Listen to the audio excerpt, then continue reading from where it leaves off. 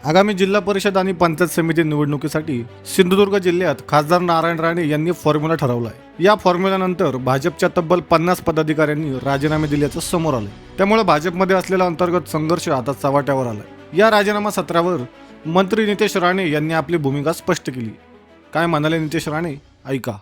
मुळात आपल्याला एक विषय मी क्लिअर करतो की भारतीय जनता पक्षाचा कार्यकर्ता त्याच्यासाठी राष्ट्रप्रथम पक्ष आणि मी या विचारावर चालणार आहे। त्याचबरोबर सन्माननीय राणे साहेबांचा शब्द हा अंतिम असल्यामुळे या जिल्ह्याच्या भारतीय जनता पक्ष शिवसेनेचे सर्वच कार्यकर्ते हे कोणीही राणे साहेबांच्या शब्दाच्या बाहेर नाही।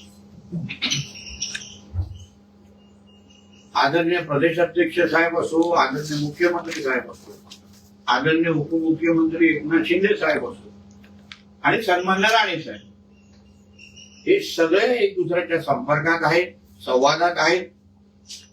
ज्या घडामोडी चालल्या ते एक दुसऱ्याला ते माहितीही देत आहेत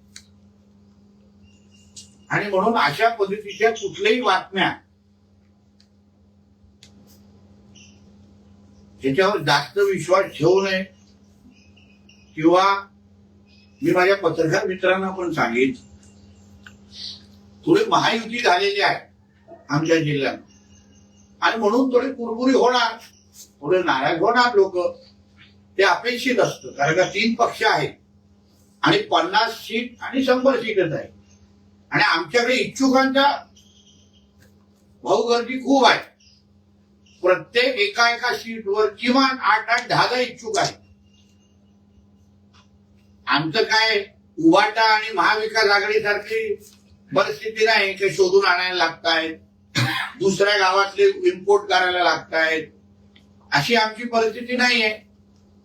आमच्या संघटना भक्कम आहेत, कार्यकर्त्यांचा आमच्यावर विश्वास आहे। जिल्हा परिषद पंचायत समितीच्या निवडणुकीमध्ये उद्या महायुतीचीच सत्ता येणार आहे। हे काळ्या दगडावरची भगवी रेघ असल्यामुळे अशा पद्धतीचे कुठे ना कुठेतरी कोणाची मनं दुखवणं, कोण नाराज होणं हे अपेक्षित आहे।